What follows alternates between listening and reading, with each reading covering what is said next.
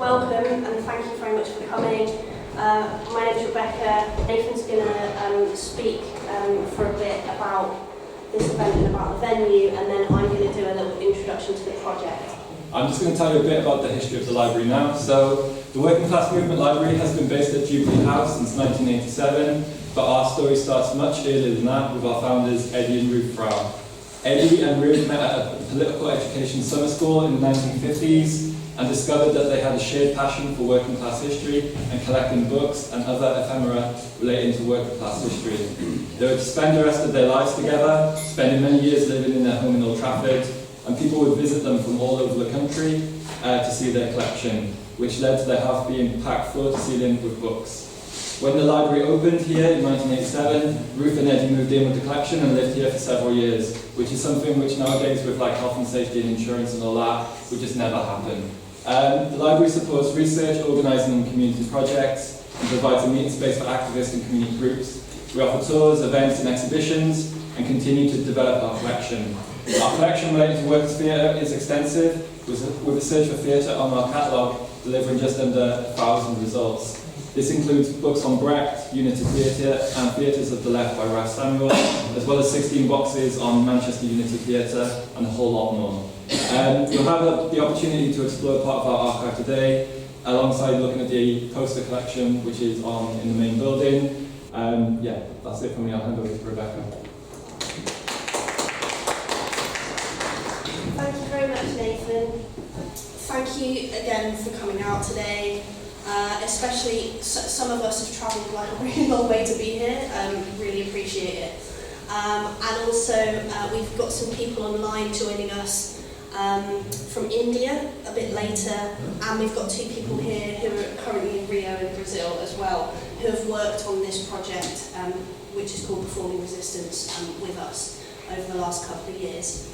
I wanted to say a special thank you to the staff of the Working Class Movement Library, this phenomenal venue, and most especially to Nathan, because without your support this just wouldn't have happened at all, and you've been amazing. Thank you very, very much. Before we kick off, I just wanted to explain very briefly about what Performing Resistance is. It's an abbreviation of a fuller title of a project that's been running over the last few years. Just to give a bit of context to what today is. So today actually marks the closing of the formal closing of the project, and tries to celebrate the project and some of the stuff it's done. So it was funded by the Arts and Humanities Research Council, and investigates the role of theatre and performance and other cultural forms in workers' movements, in the past but especially in the present.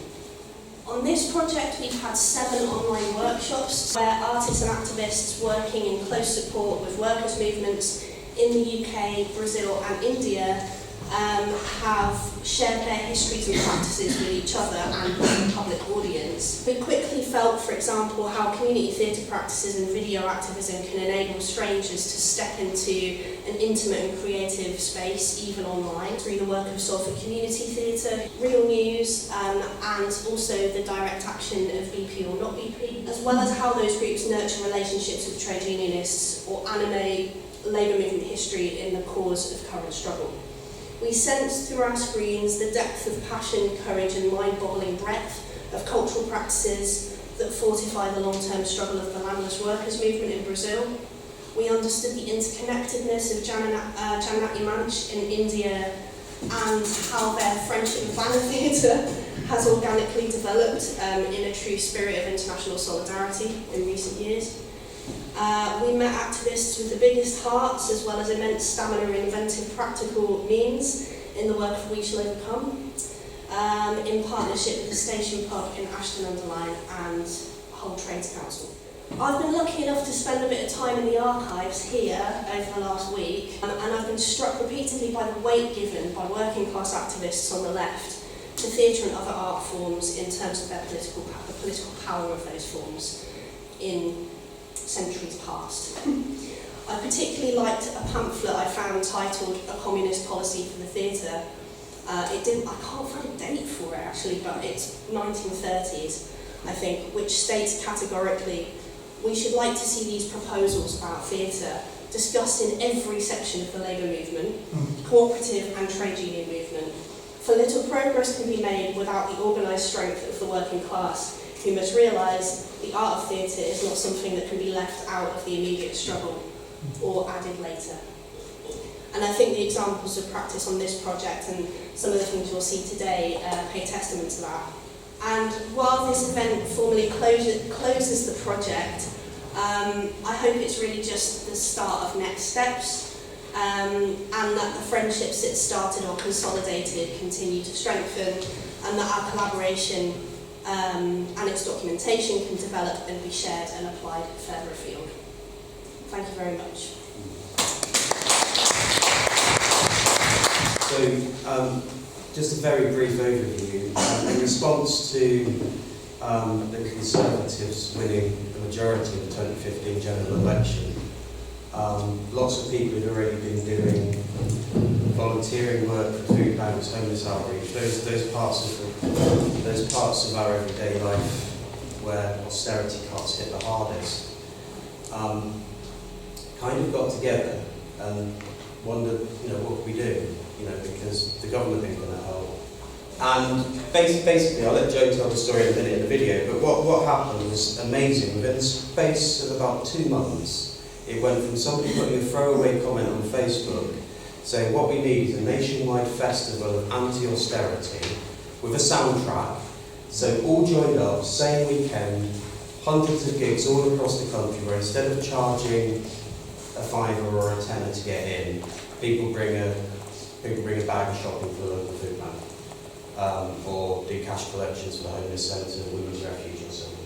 But the aim really to shine a light on how the people were still looking after the people, and that if more austerity was going to come with a Conservative majority government, we'd start to fight back from the bottom up. So not fundraising as a sticking plaster, the motto was a raised fist and a helping hand. 2015, musician-led initiative, anti-austerity, pro-community. This slide's a year or so old now, but we've had nearly 2,000 gigs since 2015, raised so much in terms of cash, and you can't really put a value on the amount of clothing, food, and everything that's been donated along the way. Somebody said what we need is a joined up musical protest that's also about giving, care and compassion, putting the left back into the community, and showing that we can have a raised fist and a helping hand. Within a couple of weeks we've organised 250 gigs, and this video played a role in gathering that together. So here's Joe. I'm only going to play the first bit, but it's easily findable on YouTube. In the immediate aftermath of the general election, I logged onto Facebook and posted an excerpt from a speech given by Clydeside trade union activist Jimmy Reid. Jimmy had said, "The rat race conjures a picture where we are scurrying around, scrambling for position, trampling on others, backstabbing, all in the pursuit of personal success." It urged us to reject these attitudes, reject the values and false morality that underlie those attitudes. It said, "A rat race is for rats. We are not rats. We are human beings." It was humanity Jimmy Reid thought we were losing. It was part of my response to a perhaps inevitable result of the ballots, on an island riven by nationalist sentiment, anti-immigration propaganda and an unprecedented and sustained hate campaign against those on welfare. The party most responsible for creating, feeding and fueling those divisions somehow clawed its way in. We faced 5 more years of class war from the top, and they were revelling in it. There are 2 possible reactions to it, of course. We could spend another 5 years calling them names, or could try and do something positive about it. The question was what? My friend Stephen Goodall came up with the answer. He commented on that Jimmy Reid post. "We need a coordinated night all over the country of musical protest. Let's pick a date." And so it began. Within 2 days we'd managed to mobilise every left-leaning musician we knew. We formed a 5-man organisational committee and we had our weekend, October the 2nd, 3rd and 4th. And, thanks to Tony and Jess from the Hurriers, we had a logo and a name. We Shall Overcome. That was a few short weeks ago. Since then, it's grown a little. The remit is this. We put together a series of gigs, all booked and run locally, but each one flying the one banner nationally: we shall overcome. Rather than admission charges, we're asking for donations for local food banks and/or voluntary cash collections for local homeless shelters and soup kitchens. Your gig can be anything. The majority are musical, but we've got poetry, storytelling, comedy, cookery, traditional dance, DJ sets, karaoke, snooker competitions, art auctions, film nights and board game contests. We've currently mobilised 123 towns, organising roughly 275 gigs, and people up and down Britain and Ireland are coming together in the spirit of cooperation, all showing solidarity in the face of this state-inflicted misery they call austerity, all in peaceful defiance of those who would use it as a weapon against society's most vulnerable. So the premise was, 2015 when we started, it was a big thing. It was a big thing. It ended up being nearly 300 gigs, all happening at the same weekend. So a proper nationwide festival of anti-austerity.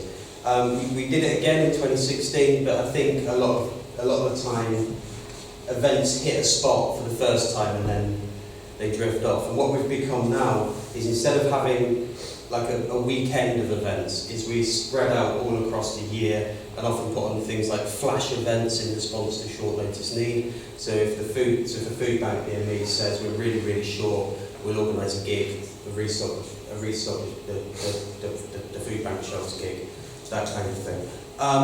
Since then as well, Pauline Town, who is a modern day saint, she runs a pub in Ashton-under-Lyne, 10 minutes from Ashton train station, direct train here, as I found out this morning. Absolutely fantastic pub, but it's become the beating heart and community of Wishaw Common. She feeds 150 people a day. The pub's run effectively by volunteers who help with the food provision. But to carry on, it needs to survive as a pub as well. So if you live locally, go and have a pint. Go and just you support We Shall Overcome by keeping the pub going. And Pauline, in effect, having a pub with gigs that also serves as a connection point. It's not just providing food for rough sleepers, it's providing direct links to specialist support, whether it's hostels, addiction services, women's refuges. But I've also put Hull Trades Council Unity Shop at the bottom right, because Joe's from Hull and he's tried to set up a station pub in Hull with support from the Trades Council, and they're going full guns. They're going really strong, financed by the Trades Council, but also gigs and so on. The original aim, I think, was to try and replicate that across the country, but not every Trades Council is interested. We're aware that when you ask for volunteer musicians, it tends to be men, so some of the women involved in the group have organised bespoke women's events. So we had a year of women shall overcome directly for women's causes that are affected by austerity. There's one in Nottingham there and one in Widnes. And then COVID hit. We pioneered, I think, the first online music festival during COVID. And again, it started with a Facebook post saying, oh look, some people are live streaming. What would be really good is if we could coordinate it, and so on. And in the end, we coordinated it, and every single person on this lineup had played a We Shall Overcome gig, including Billy Bragg, which is quite strange. But the first year we had We Shall Overcome, 2015, coincided with the Tory conference in Manchester. Billy Bragg was doing a gig at the People's History Museum. That became a We Shall Overcome gig, where instead of paying your entrance fee, you were given a shopping list, and you played reverse supermarket sweep to help Manchester Central Food Bank. So that was really good. That was when the People's Assembly was involved back then. And so that gig was absolutely phenomenal. It raised nearly £30,000 in the end. And it gave a platform to musicians, because a lot of the musicians who play fundraising gigs end up putting their fee back in the donation pot or offering to play for free in the first place. A lot of people earn their money from playing in pubs. and so on lost their salary, lost their wage during COVID. So this was an opportunity for musicians to advertise themselves online, and a lot of them ran live streams with digital donation buckets, chuck a bit in the jar. So that supported musicians as well as the causes. We have loads of events still ongoing. Festive sing-arounds, I need to finish them. Festive sing-arounds, sponsored walks. We Shall Overrun started during COVID. You remember we were allowed out for one, for a walk at a time. So somebody came up with the idea of a sponsored walk, and it was really good, and it created a sense of community online, and that brilliant phrase that I absolutely love, which is, not social distancing, physical distancing, but social solidarity. So when we were online, We Shall Overcome provided a kind of online community for people not just interested in music, not just interested in the music, but lots of other things. And we're still going. We have regular events over the country, but not on regular dates. And I'll just finish by saying, Pauline's just down the road. Go and see the station pub in Ashton. It's phenomenal.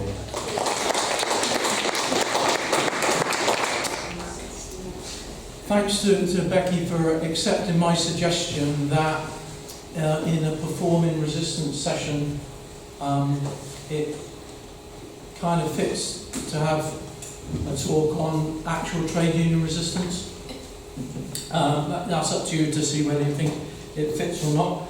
So, my name's Dave Chappell. I was a postman in Somerset for 38 years and CW rep in Bridgewater Delivery Office. That's our 1988 one-day national strike for 25 odd years. And I was involved in many strikes. Most of them were wildcat illegal strikes. Right up until a month, and they were still trying to sack me for them right up until a month before I retired. So Bridgewater's a working class town in the middle of rural Somerset, a population of about 45,000, and the workplace was a Royal Mail Post Office workplace, and I'm going to be galloping through some of the disputes that we've had and concentrating on things which I think are kind of dramatic or funny, or violence threatened towards me personally and some of the other postmen that I represented. It mostly was postmen. Increasingly, we've had women from 1988 right through till I retired in 1915. So that's the 1988 one-day national strike, which, because postmen were suspended for not crossing picket lines, turned into an 8-day wildcat strike, which was national, and which, although it ended up in a disastrous national agreement, set the scene for, in my personal point of view, the CW, the UCW as it was then, actually continuing the fierce resistance against the employer, which really hadn't been seen since the defeat of the miners' strike, the defeat of the printers, and particularly the defeat of the dockers in 1989, a year after that. And it's an underscored story, it's an under-reported story. The militancy in Royal Mail, the militancy, it was patchy, but where a shop steward like myself tried to give a lead, the militancy was inspiring, and certainly inspired me, the members that I led. So, quick gallop. How did I become a shop steward? Exceptional circumstances, which were quite dramatic.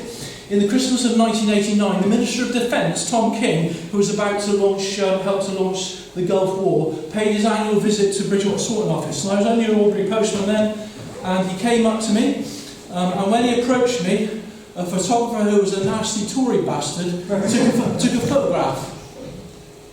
Right? I wasn't having that. So as well as, at the same time as I've been photographed, I said to Tom King, the Minister of Defence, Mr. King, I detest Tories, I detest Conservatives, I don't know you personally, will you please go and talk to somebody else? And basically the heavens dropped in on me for the next 3 weeks, and if you thought that was the employer, you're wrong. It was the union. The union turned on me. I had my house searched by the Post Office police. I was threatened with arrest for stealing a prepaid envelope. In the end it was a tough old time, and what saved me was all the younger postmen thought that I had the chance, that I had the right to criticise the Tory MP. I won a motion of no confidence against me by 2 votes, whereupon the entire union committee resigned and I became the shop steward. So that's the 1996 strike against team working. We didn't want to work in teams because that meant that if you went in a team, you lost a job. It was an official strike. So I'd become the shop steward and the branch secretary, and for 10 years, very, very difficult because I had to build up a militant workplace. It wasn't a militant workplace. You can't see it, but we picked up, I'm a black music DJ, and we picked up on one of James Brown's key tunes we refused to use. We refused to lose. But that was a pretty epic strike. But it was all official.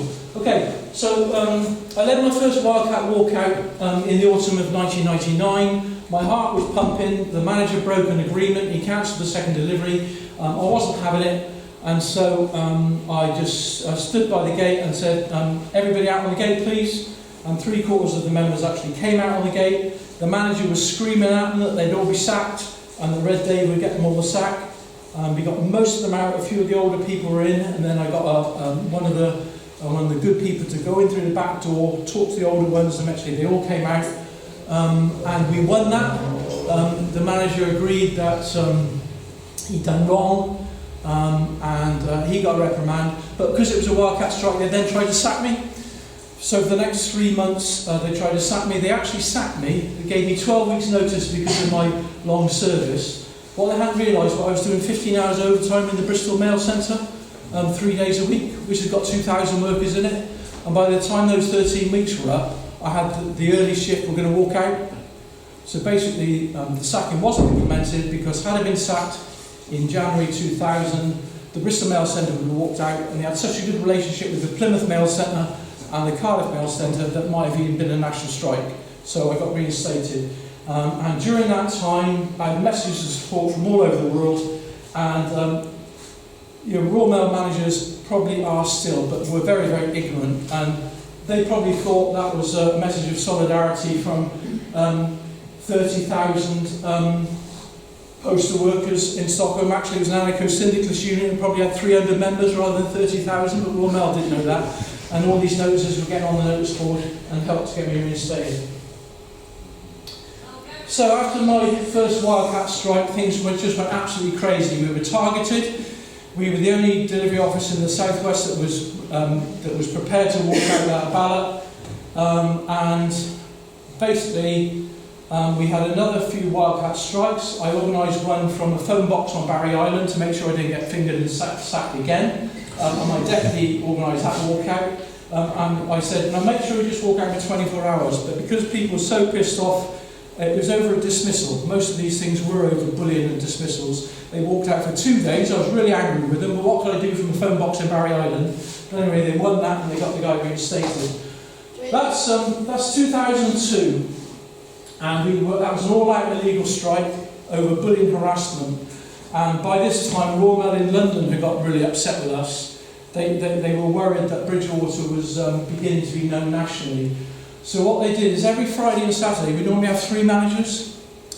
Every Saturday for 3 months during the summer of 2002, they bussed in 20 managers from all over the west of England to follow me around and to follow the committee around on their rounds. I was actually followed to the toilet, everything but the cubicle. So he had a walkie-talkie said, Brother Chapel is going to the union. Oh no, he's going to the loo, I'll follow him. And all of my committee were followed around on their rounds and bullied and harassed if they spent 1 minute more than they should have, having a piss or having a cup of tea at home or at a friend's house. They were threatened with dismissal. And after 3 months of that, having 15 or 20 managers in every Friday and Saturday, we'd had enough.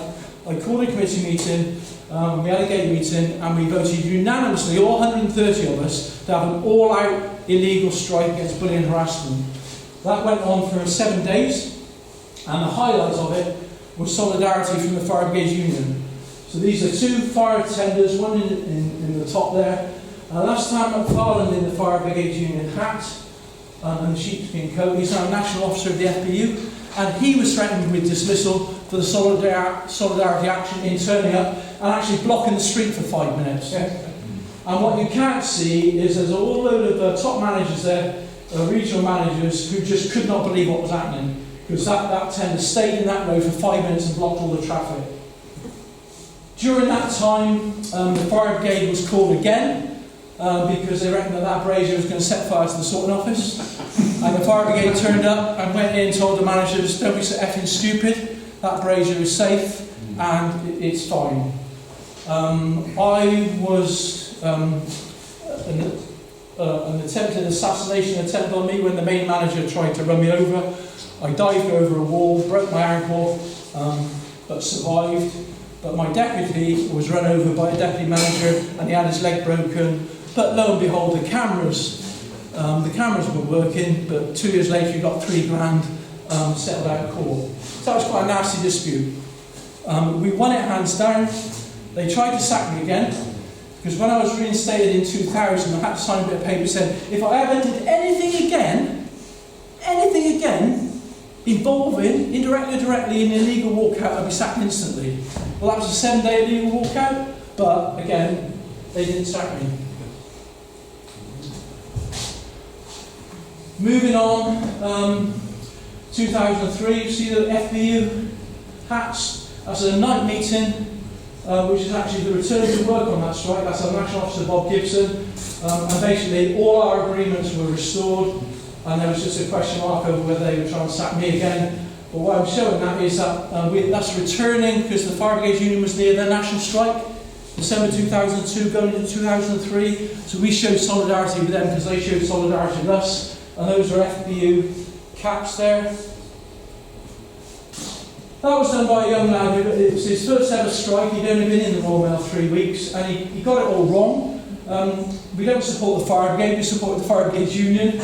And the grammar's not good. He'd only been a postman for 3 weeks, and he did that without consulting anybody, and we brought that to the FBU picket line, and we got some great photos of the FBU picket line.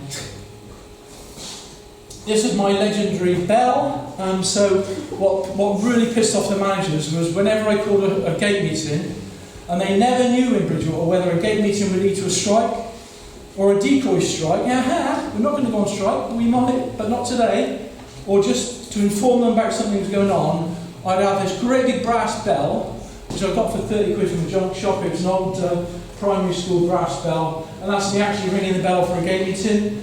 And Royal Mail really, really pissed off the management. It became legendary, and it was stolen.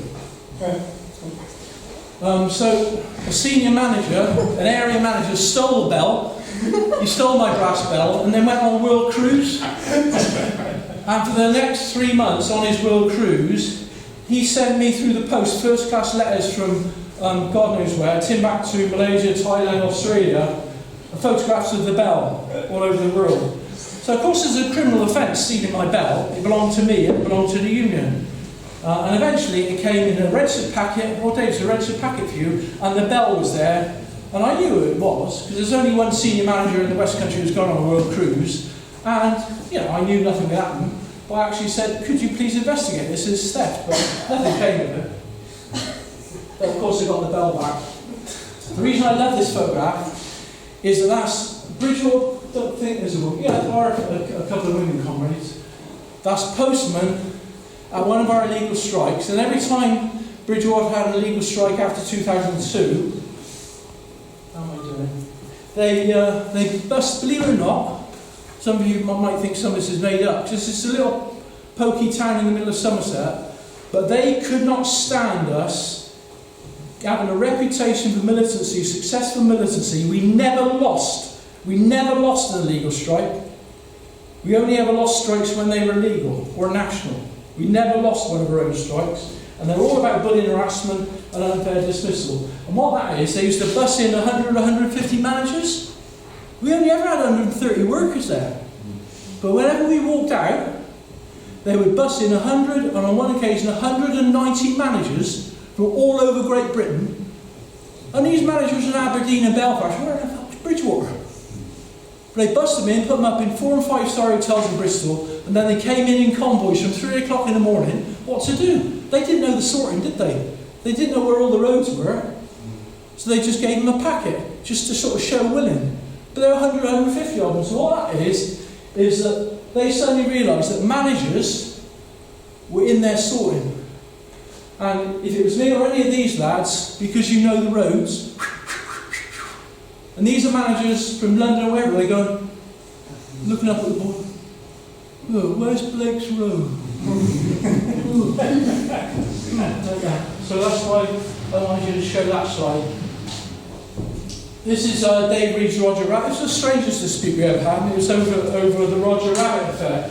So that's a wonderful militant postman called Dave Reed. That's his Roger Rabbit. He'd been driving that around the Somerset Lanes for like 10 years, and this Jobsworth acting manager decided it had to go. It was threatening the dignity of Royal Mail. And Dave refused. He told the manager to F off. He was then disciplined and threatened with disciplinary action. And Dave asked, well, are you sacking me and the Roger Rabbit, or just me? And it basically escalated.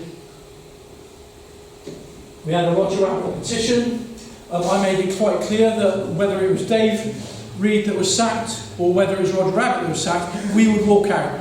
And we might have been the only workforce, perhaps in British Royal Mail history, to walk out over a plastic rabbit. But it didn't come to that because the manager took it on his own back to a bit of direct action, came in at 4 o'clock in the morning, and he tried to rip Roger Rabbit off the front of the van. But we got wind of it, and we covered it all in motor oil, and he came in screaming at 5 o'clock in the morning. We were all laughing at him, covered in oil, and he messed up. And Roger Rabbit, until Dave retired, was right on the front of the van still. That's the Roger Rabbit dispute. This is a dispute that quite upset the TUC. So this is 2013. This was actually a legal dispute. 10 days, we balloted.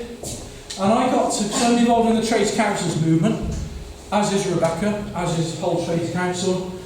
And the TUC and austerity has been mentioned. So it's 2013, TUC campaigning for austerity. I got the TUC double-decker bus, and you saw how narrow the lane was, to turn up on day one of our, what was a 10-day strike against various agreements that had been broken during that summer. And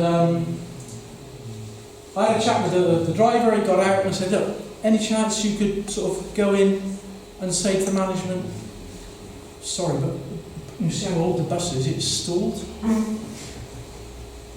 Because what you don't know is that that's not about picket line, is it?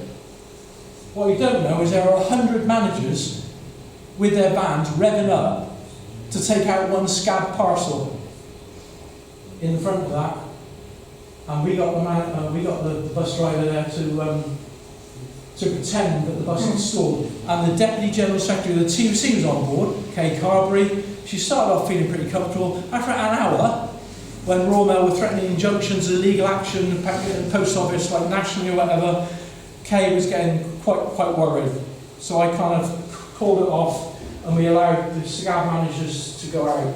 But that's an example of a visual picket line, and the TUC, that's good support from the TUC, isn't it?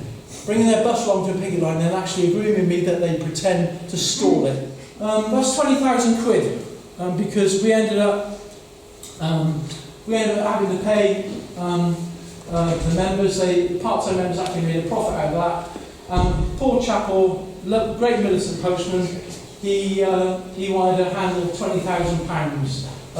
There was a few scallies in Bridgewater that got a wind that we were going to have a big payoff. We thought that we might get robbed, so actually Paul brought a baseball bat to the bank before we got the 20,000 quid. That's a typical thing. Bridgewater strikes. Another picket line there. That's the last strike I ever led. That was Andrew Mutu, the only non-white worker in the building. He was sacked because he developed multiple sclerosis and they couldn't find a job for him. We found a job for him, but they sacked him anyway. So on Remembrance Day 2011, we walked out for 2 days. Somebody actually suggested, because it was Remembrance Day, we had a 2-minute silence on the picket line, which we did, and that blocked the traffic as well. So that was the last strike I was involved in, and they were trying to sack me for that because it was illegal up until I retired. So that's just one example of some of the stuff, some of the humorous stuff, some of the violent stuff, some of the combative stuff, which I think fits into the idea of performance. It certainly fits into the idea of resistance. And maybe one day because it is largely an untold story, the story of the fantastic militancy of all male workers will be told. Thank you very much. Some of you in the room may know of Jannat Imanj. They're a street theatre group based in New Delhi that, along with Banner Theatre, who Dave Rogers is here at the back of the room, have recently celebrated their 50th year. So this is a very long-term, left-wing, working-class street theatre project. So Comita has acted, directed, organised with this group over already many years actually, and is also finishing her PhD at Jawaharlal Nehru University in New Delhi. So Comita, over to you. Thank you, Rebecca. Thank you for calling me in this culmination of this really interesting project that we have been part of. I also have with me my colleague and my partner Brijesh, who's also been part of the theatre group for the last many years, who's also a playwright and he also directs occasionally and so on and so forth. So both of us are very happy that we could become part of it. Sorry about being late and I could not hear the first two speakers because we had to be in another meeting. Today I'm going to basically talk about, and it's really sort of, the initial conversations that Rebecca and I had about today's session was that if I should speak about our work that we do for the trade unions, with the trade union, and how the idea of solidarity pans out in our work and in this continuous relationship with the trade unions. But then later we discussed and Chris suggested that maybe I should speak about our collaboration, which is very different from the rest of our work, our collaboration with the Freedom Theatre, and to talk about the idea of solidarity in the context of theatre and what is happening in Palestine at the moment. So today I am going to basically speak very briefly, just about 10-11 minutes, about the collaboration that Jannat Imanj, the group that we work with in Delhi, and the Freedom Theatre, the theatre school, and the group theatre institution that is based out of Jenin refugee camp in Palestine, and how that I will be speaking a little bit about the play that we made in 2015-16, and also how and why, or how theatre or any kind of cultural form contribute to the larger idea of resistance and solidarity. So I will also be showing pictures, but very few, just 2-3 pictures to give you, generally, just to make it a little bit more visual. I won't be deliberately showing the images of my Palestinian colleagues, just to avoid any kind of unwanted exposure. I don't want to give them unwanted exposure right now, since the situation is so precarious for them at the moment. But I'll show you some other images. So, Hamesha Samita, always steadfast, performing resistance and solidarity. War, especially when it escalates into humanitarian crisis and even further into genocide, leaves an indelible trauma not only on those who are directly affected by it, but also questions the moral and ethical compass of those who are witnessing it from a distance. The geopolitical tensions between Israel and Palestine provide a poignant example of how states of emergency can restrict public discourse and stifle dissent, and at the same time, the act of solidarity. Even in democracies like India, where we are from, at present it has become impossible to openly debate, express solidarity or advocate for a free Palestine or the cause. This tragic paradox raises critical questions about the role of theatre and other cultural forms in times of crisis. Despite these challenges, opportunities for global staging and performative gestures of solidarity continue to emerge. And we, as Jannat Imanj and as an activist theatre, we firmly believe that the theatre can serve as a platform for collective memorialization, mourning, healing, and resistance, offering a space for individuals and communities to process their experiences and find solace in shared narratives. When physical sites or architecture or surroundings are erased to the ground, then the role of culture becomes important to revoke and keep the memories of violence and resistance alive in the minds of the oppressed and also in the minds of those who are witnessing the oppression from a distance. Literature, theatre, performance art, songs, and other cultural forms are the ways to pass on memories to the next generation. Cultural geographies help revisiting the past associated with the physical sites and that no longer exist in the real. Thus, I feel that theatre has the potential to bring the temporal and the spatial memories together, especially in the case that I am talking about at the moment. In Palestine, theatre has been used for resistance, remembrance, and keeping the commemoration alive. Several individual artists and groups and theatre institutions from across the world have collaborated with Palestinian cultural artists to inquire the notions of territory, occupation, borders, memory, loss, and homecoming.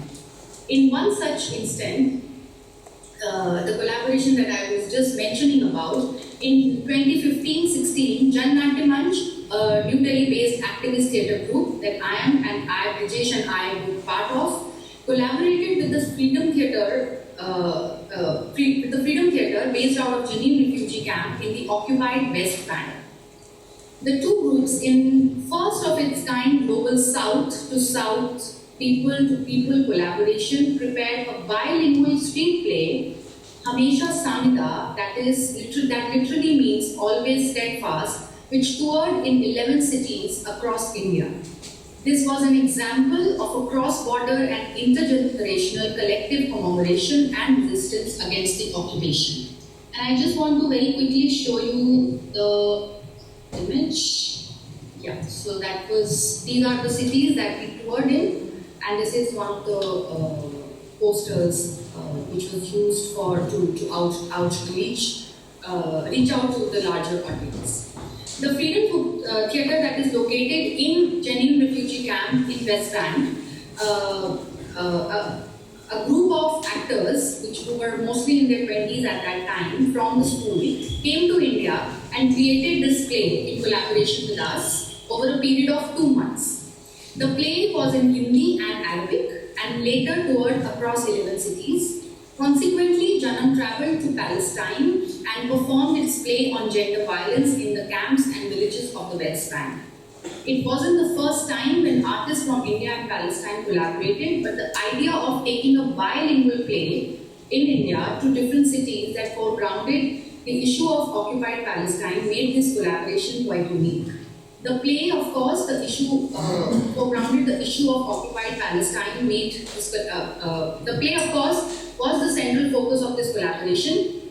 However, some other events were also organized where Palestinian actors who came to India at that time, we took them to various schools, colleges, and they also interacted with other theatre artists who were based in various parts of India, and they came here and also took workshops, theatre workshops with the students. While making this play, we often ask, and I want to here take a moment, take a couple of minutes to talk about the play, just to give you an idea that how theatre can actually help in the memorialization that I was talking about initially, and to talk about the idea of oppression and occupation. While making the play, we often ask our Palestinian colleagues to share stories from their lives, which would then later contributed to the performance text. The Freedom Theatre actors were working with us, Jan Natya Manch actors, who, and many of us did not know enough about the everyday life of the Palestinian youth. So we asked them to share their stories. The Freedom Theatre actors would often talk about tanks, stone pelting, sound of hooters, sound of airplanes, so on and so forth. And one of the most common memories they would have was of the olive tree. They described how their grandparents still remember the pre-Al-Nakba times, that is pre-1947, in which olive tree emerged as a prominent poignant image. Olive tree, as we know, is recorded in poems, love stories, paintings, and agrarian narratives about Palestine. The image of an olive tree here forms a link between the autobiographical and the cultural memory that the younger generation connected to or connected with their present and the past of their elders. So taking this particular image and many other cultural symbols and taking cue from this, the play had a very specific scene which we can call as a memory trunk scene, which starts with an actor singing Palestinian wedding song in Arabic, while the other Freedom Theatre actor walks across the acting area with an actual trunk on her back. The song fades into background and eventually intervened by another actor saying Palestine. Palestine, where every person carries a trunk of memories on one's shoulder. The scene which was very central to the play's narrative becomes then the site of memory. The character of an old woman is talking to a young Palestinian woman, possibly her daughter-in-law, about her past. And at various points, the distinction between who's narrating to who gets really blurred. And in this particular scene, actually the whole play was in Hindi and Arabic, and the two actors said their dialogues in their respective language. So the Indian actor was talking in Hindi, while the other actor, the Palestinian actor, would speak in Arabic, and even having two different languages, they were still conversing with each other. So they take out, while talking to each other, they take out various cultural symbols related to Palestinian life, like kufiye, like key, olive tree, photograph of a martyr, etc., from the trunk. All these objects conveyed stories which were personal and intergenerational. What a kufiye would mean to the old woman would evoke a very different memory for her young daughter-in-law. As they conversed with each other, revealing these symbols, reveal or illustrate their desire, their love, grief, hope, and created a counter side against the official Israeli propaganda. The symbols represent the past in the present. The symbols represent the past in the present, but also are part of the present itself. This scene displays the connection between languages, memory, and solidarity in a more allegorical sense. The play ends with the scene where the children and the youth are pelting stones at a tank, and this image is closely related to the first Intifada. This is an image that is more common to the narrative of the young Palestinians. In the second phase of this collaboration, Janam visited Palestine, and we performed our plays on violence on women and horrendous conditions of the working class in India. And we performed in camps and villages and so on. And the image that you are seeing right now is an image which was painted by one of the artist's friends who was accompanying us from India. And he painted this image right in front of the Freedom Theatre School when we visited Palestine. So why as an artist do we must feel the need to express our solidarity with the Palestinian people? And I can say that in the specific context of India, that at the moment that we are living through times of unprecedented hate-mongering and attacks on the minorities, times of intense and unremitting acts on the lives and the livelihoods of the most oppressed, times of ferocious attacks on the right of speech and expression of citizens. In such times, solidarity becomes not just as an act of compassion or empathy, but a necessity. Palestine, a beacon of hope in adversity, inspires us to persevere, and Palestine teaches us the meaning of hope. For India, solidarity with Palestine is not an exception, and historically, India was many of you would already know perhaps that India was the first nation that recognized Palestinian state in the United Nations, and it also in 1996 it also opened its representative office in Gaza. The narratives of India-Palestine are strongest illustration of the impulses of the socialist internationalism, which run through many such facts and narratives of friendship and creative collaboration, such as of the Freedom Theatre and Jannatin Manch more recently. It was only after the neoliberal policies were implemented in India that the Indian government's relationship with Palestine began to shift. In fact, just a few days back, India was among the 43 nations which abstained from voting in favor or against the resolution that demanded Israel ends its unlawful presence in the occupied Palestinian territories within 12 months. I feel that these lost connections need to be brought back and can be brought back more urgently than ever. And as a practitioner of theatre, we believe that the arts have a much bigger role to play in forging solidarity and rebuilding these connections. Our artistic collaboration revealed that there could be various ways through which theatre can negotiate or rather break the culture of silence, and in the context of what's happening right now in Palestine, this is even more important for theatre and performance, the artists to respond, to highlight the injustice, to foster empathy, and to inspire action and hope. I just showed you this image that we did, that our friend painted in 2015-16. And I want to show you last year's attack that happened on Jenin refugee camp by the forces, by the occupiers, and the image then looked like this. So in the times when these sites of cultural solidarities have been also physically removed and attacked, we feel that it's even more important to stand in solidarity with Palestine, and I think that's where the idea of performing resistance and performing solidarities come from. So, thank you very much.